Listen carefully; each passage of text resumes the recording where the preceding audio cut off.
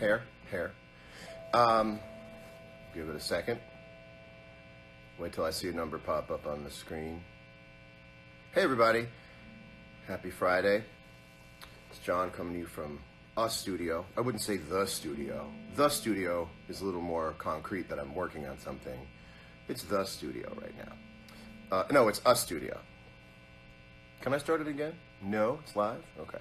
Anyway, I've got the PRS Silver Sky, the stuff of recent conversation and discussion, and thought that I would play it for you and let you hear it and tell you some of my ideas behind it, why it is what it is, how I see sort of the future of it, and let you guys ask some questions about it.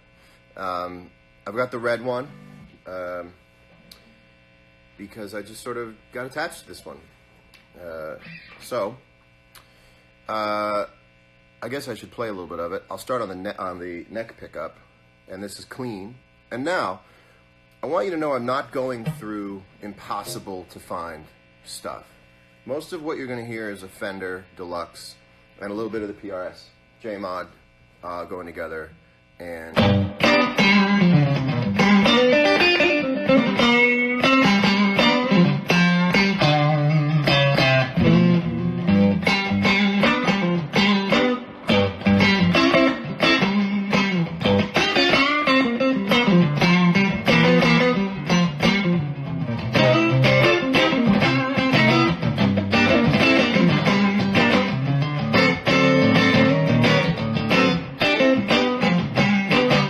that's clean, going through the Deluxe. If you put a little extra, there's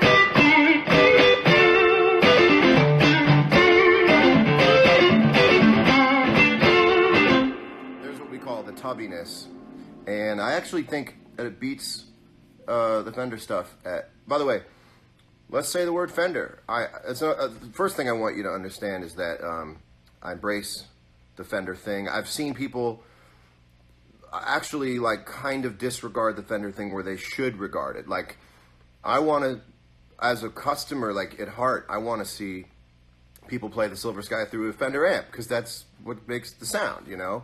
So I was watching someone play through like a Victory amp, and I'm going like, well, just play through a Fender. And that's the first thing I want to say is that this guitar is made to coexist with Fender amplifiers, with Fender guitars, with Gibson guitars, with any other guitar out there in the world. It's not trying to revise history. It's just a new way forward, to quote George Bush. That's who you want to quote when you're, never mind. Anyway, that's the neck pickup, which gives me like, you know.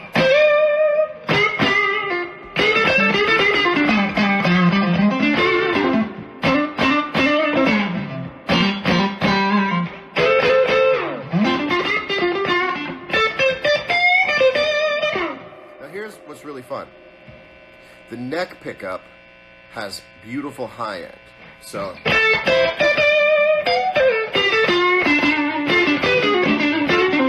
it's got that harmonic overtone thing that I love. You hear it in like Freddie King stuff. You definitely hear it in Stevie stuff. And now I'm going to show you the bridge pickup, which actually has bottom end in it, which is really interesting. And a little take on B.B. King stuff for a minute.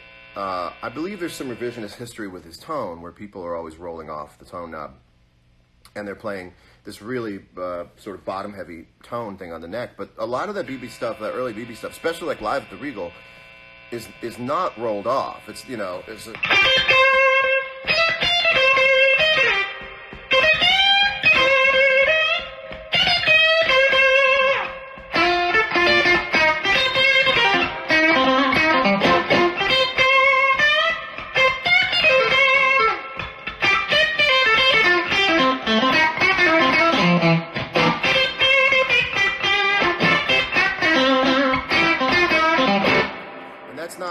I don't have a modded guitar. Paul didn't make me a special one. This is a production line guitar. And the other thing I wanted to get to, because I heard myself say about the tone knob. So here's what I want to show you on the tone knob here. Most guitars, most Strats even, have this tone knob that sort of only really has like 3 settings. You could also just put it on a clicker. You know, it's kind of wide open, rolled off, and then like unusably dark, you know. And these controls are really, really nuanced. This almost got a studio gear thing to it. So, for instance, I'll go back to the neck pickup. Now the 2 and the 4 are hum canceling. These, you're on your own. Also, guitar players know that the sound of 60 cycle hum is just like the sound of someone breathing. But, you know, when you're up, I'll stay on this for it's quiet enough. When you're on 10, you get this extra treble kick. And when you turn down to 9, you lose a little high end. But what you can stay at 10, I don't know if you can hear that on the phone, but if you go down to 7, that's a usable tone. So I'll play. It's almost like a filter. So the other thing is that on my old Strat, when I would get one, I would turn the tone knobs down to 5, because from 5 to 10 had a frequency in there that just I wasn't a fan of. And I went so far as to, like, at some point ask about, which never happened, putting like a detent switch into the knob so it would sync at 5. Because I wanted that to be sort of the starting range, because there was so much extra sort of high-end harmonic stuff that I didn't like. And so that's out. So at 10, it might be a little extra treble than you need in certain situations, but it's not this sort of unusable, kind of unattractive treble stuff. So it's got that warmer thing for me that I really like. You know some of the specs, so I won't have to go through them, but this is wired to the bridge, and this does the neck and the middle. The middle's really great too, and I wasn't a middle guy for a long time, but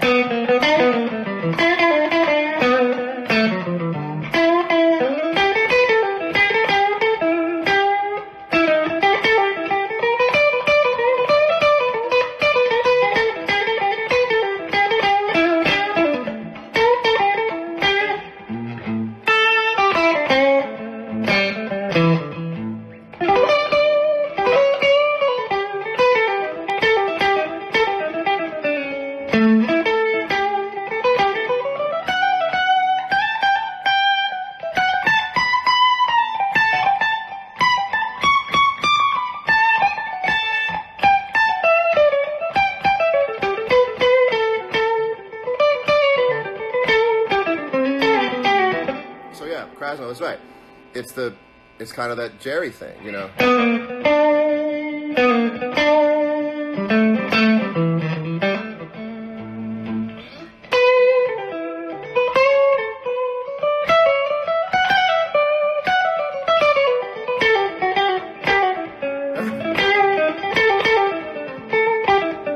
So that's the middle. Now the in-betweens. Now, really quickly, a lot of guitar players are going to want to know, do the slow dancing thing, because that's the test, the modern day test of a neck, middle, out of phase pickup selection is slow dancing and bringing around.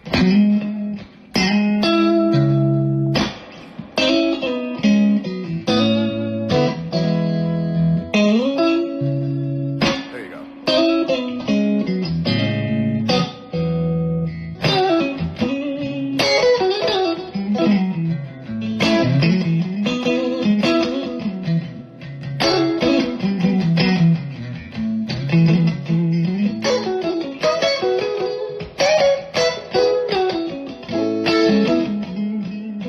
So the high end on it is not like multiples of overtone high end that just sort of hits you in the ear. It's actually very musical high end that has low end in it. The high end has low end and the low end has high end. So that's that. Also, you can get that quack on your middle bridge and go. Let's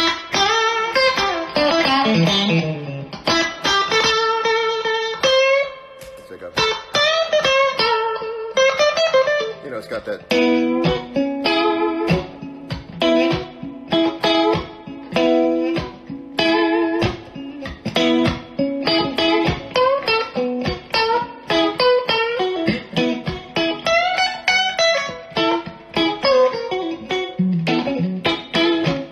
that thing. So that's really the sound of the guitar. It's sort of a higher definition Strat to me. And I wanted to go in and take out a lot of those frequencies that you sort of have to work to roll off. They're not there. They're just gone. So they're tuned a different way. And sort of going into the guitar, and this is the part of a larger conversation, about going into a guitar that's been around for 60 years and going, well, what still is valid and what's still vital, and what can you sort of go in and modify? And Paul Reed Smith and I went in, and now our saying was sort of this: you take 100 Strats, and 2 or 3 of them are magic. The question is, what makes those magic, and how do you replicate that so that you get 100 out of 100 guitars that are magic? This has a lot to do with, like, taking what my favorite 64 Strat is, taking the overall sensibility of that and the tone of that, and giving it to people so that it becomes not something that's impossible to get for most people. I love the idea of bringing it down to a place of accessibility for people. And I think to a certain extent that's really happened. Like, everyone I've played, I go, there you go, there it is. And that's Paul's thing. Paul is a scientist as much as he is an artist. He's a scientist. And so there you go. Now, it's time to myth bust. You ready to come along and play myth busting with me?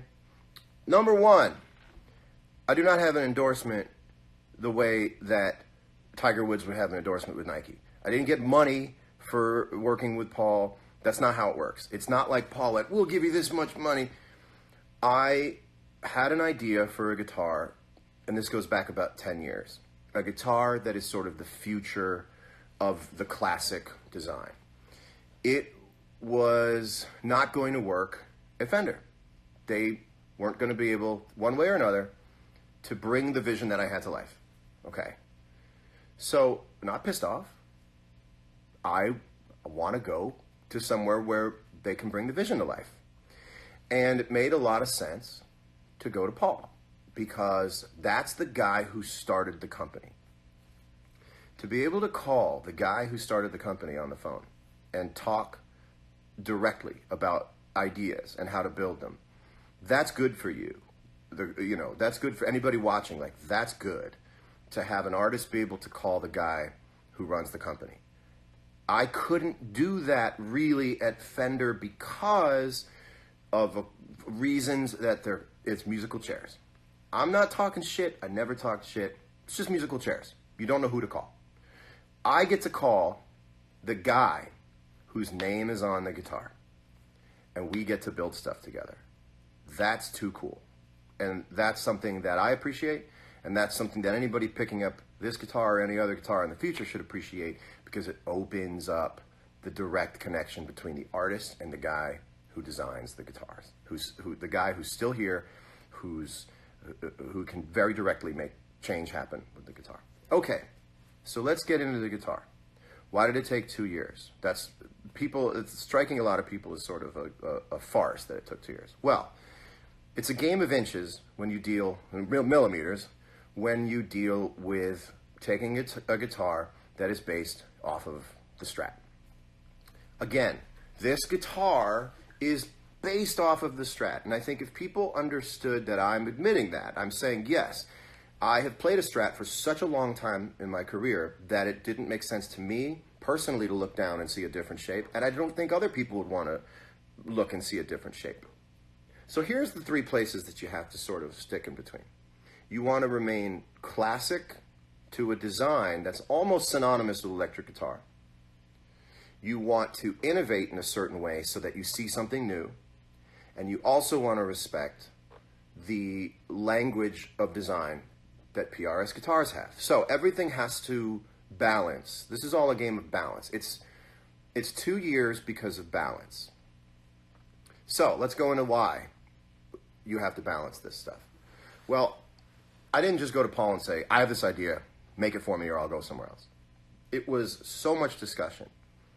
guitar players know that you've got to lean your guitar up against the couch or the bed and be able to look at it from across the room and go, yeah, all right.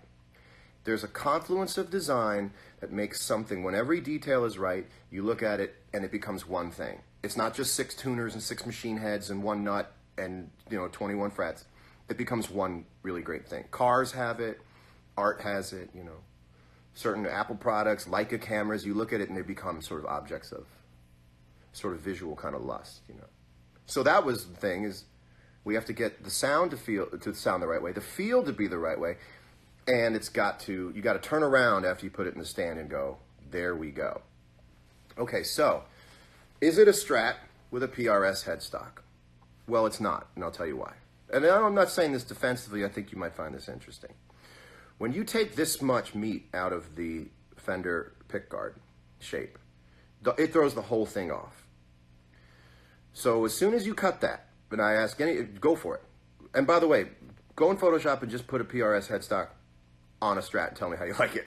So you're missing all this stuff now. And now you have to offset that with the right thing. Now, let me show you something that's really cool. This curve here always looked old to me. So part of this is, what would a guitar like this look like if it were made this year for the first time? I'm not sure that there would be a sunburst option. Like, I think in 2018, if the electric guitar had just come into prominence, you wouldn't see a sunburst. And that's why there's no sunburst in the first line of these guitars, is that I'm trying to look at this like, if this guitar was made for the first time, this type of guitar was made for the first time in 2018, would they offer a sunburst? I don't know, and I'm looking at it like, I don't see sunburst on other things. Back in 1954, you saw sunburst on radios, televisions, cabinets. It's just not in the nomenclature. But what is are Tesla colors, and this is actually the red from the red they offer for Tesla. And that's in keeping with the modernized take on what a 6-string electric guitar would borrow from in 2018 if it had just started. So you lose this, and you have to redesign this, because this now, so look at this. It took forever to figure out, when this was straight, now if you look at a Strat, the pickguard goes straight through in a line. The last thing we did to this before it was done, before I looked at it and said it's done, is that this had to curve. Technically, it doesn't make sense that it's not straight through, but if you had this sharpness here and this sharpness here, I mean, respect to Gene Simmons, but it looks like Gene Simmons. With the paint. With the paint. Love you, Gene Simmons, but that's what I'm saying. So, you also have this thing right here. And while we were looking at it going, how do you make this thing work? I went, oh, if you really want to balance it, make this the shape of this. So when you look at it and you go, wow, I like that for some reason, this is the mirror image of that. And that's what balances this out. Because this is a tall order when you change it. Okay, so why is it a 3 and 3 on a Strat body? And I think that's Strat shaped body, Paul. I think that's why it's giving a lot of people pause, is that it's 3 and 3. Now, here's a fun story. When we started endeavoring on this guitar, we went out to the greatest industrial designers in the world. And they went on deep dives into the history of the headstock and all the different shapes, and what, based on all the different influences and all the different references, a headstock would look like today if it had 6 in a line. None of them worked. You would have looked at it and went, that's disgusting. And it was. But we tried. And one day maybe Paul will let me show you the things and you look at it and go, oh, got it. Wow. 6 in a line. So trying to get a Fender looking headstock without being exactly a Fender headstock is a daredevil situation on a design level. 99.9999% of those headstocks don't look right. So then I went, okay, let's go 3 and 3, and let's use the PRS DNA. So what's interesting is that this point and this point right here are the same on my hand as my 64. So I'm very familiar with that. The reason it's reverse as a headstock, and I remember the day I reversed it in Photoshop and sent it to Paul and Beverly Fowler, who's amazing at PRS, she runs the artist relations, is because you have this point up here. If you had this point, this ends here and this ends here, and this was up here and this was down here, you'd have a whole top-heavy guitar. Everything would be like this, and everything on this side would be short. So, true to the old kind of vintage Fender thing, it would be elongated the most here. Now that's a design thing you can't get away from. The balance is, this is taller, this is shorter, so this has to be taller and this has to be shorter. And that all of a sudden balanced it out. That's when I looked at it and went, oh, this doesn't look like a platypus's foot or something. You know, it just wasn't looking like it had the thing. So we go with the mini birds. That's another thing I wanted to be true to Paul's vision, you know, Paul's DNA. The bird thing is a genius design thing for the last 30 years, you know. Okay, so we get into the bridge. Bridge is pretty much blocked. It's the same effect you'd get of it being blocked, but it's just the springs are really tight. You get it, you take a spring off, you can loosen up the springs, you put a thing in, and you're off and running. Let's get to the radius. Why is it a 9? Why is it a 7 1/4 radius? All the guitars I love that are from the 60s, and I've got a bunch of 64 Strats, all the ones that I pick up and do, you know, that it sort of fits in my hand, they happen to be 7 1/4. Why do I say happen to be 7 1/4? Because I have never thought about neck radius. I believe most guitar players don't think about neck radius when they're playing. Neck radius is kind of a very hardcore, empirical, mathematical take on the shape of a neck. I don't know any guitar players that I run with who talk about neck radius, who look at a guitar and go, and I don't know whether you guys ever say, like, looking for a guitar, I want something that's got really hot output and it's got to have a 9 1/2 radius. It's not in the discussion. Where you do talk about a radius is you play a guitar you like and you go, huh, what's the neck radius on that? Because I'm just not sure that anybody could tell from playing it. I know that I couldn't. I played a long time. If you put something in my hand and I played it and I went, what is that? Is that a 9 1/2? You'd be like, it's a 12. I'd go, oh, son of a gun, because there's so many other elements to it. And in this case, the frets are done so well that it really knocks out a certain portion of the conversation of, oh no, you're not going to be able to bend strings on it. So if you feel like you have a preference for a radius, I get it. If you go, look, whenever I pick up a guitar and I love it, it's a 7 1/4. Or you go, I can't get down with 7 1/4 personally because I play it and I get it. But the idea of just sort of adopting a point of view because it's a thing. You go, yeah, 7 1/4, that's for chording, and 9 1/2, that's for soloing. You see the same thing in like photography. Photography and guitars are very similar, right? Because you can get into the material aspect of it, or you can, or you can get into the sort of metaphysical aspect of how you use it and what you're using it for. And you'll hear people say in photography circles, oh, 50 millimeter, that's for portrait. 35 millimeter, that's for like journalism. I have taken great portraits on a 35 millimeter, and I have taken awesome shots of landscape on a 50 millimeter lens. So it's just not true. I hate to say it this way, but it's just not true. The idea that 7 1/4 is for chording and 9 1/2 is for soloing. It's just not true. I picked up guitars that I loved, and they were 12.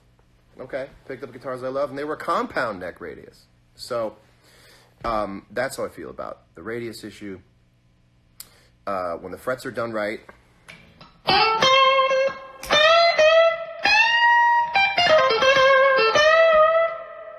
that's oh!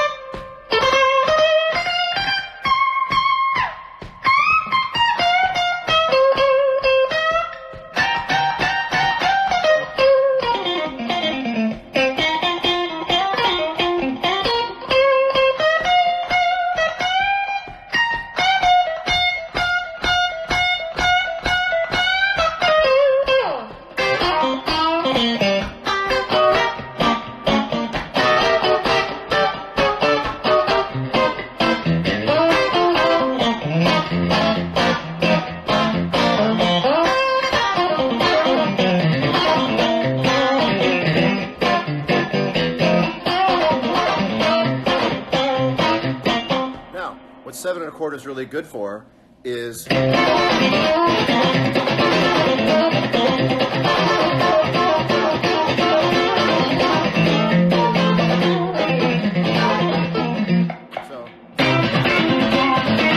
got a little too much high end, so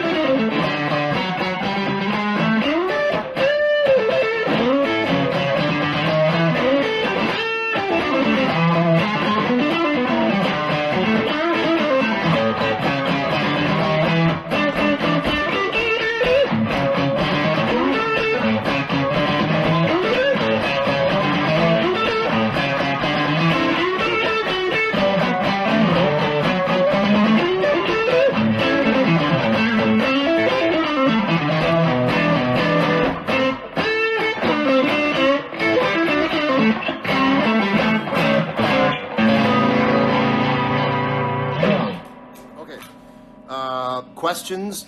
I know that sounds obnoxious and sarcastic after that, but any questions you want to know about it? Because this right here is something I'm super proud of, and I want you to know about it.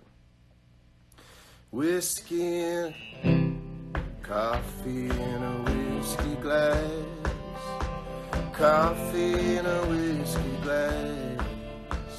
Coffee in a whiskey glass, coffee in a whiskey glass. I'll show you one more thing on this before we go. Cost, I think it's like $2,200 retail price, and you can get it at any PRS dealer on pre-order. I believe the ones that are shipping out on Tuesday or that customers can pick up on Tuesday are all spoken for, but you will get one if you order. The pickups, Mr. Moore, are PRS designed. Paul and I went super deep into what we love about single coil pickups and what we don't, and what makes vintage single coil pickups so exciting. What makes it the guitar that I sort of keep gravitating towards. And he nailed it. He got it. He would call me and go, "I figured it out." And we would just keep developing from there. So these are the PRS 635 JM, and that's a pickup that's sort of between a 63 and a 64.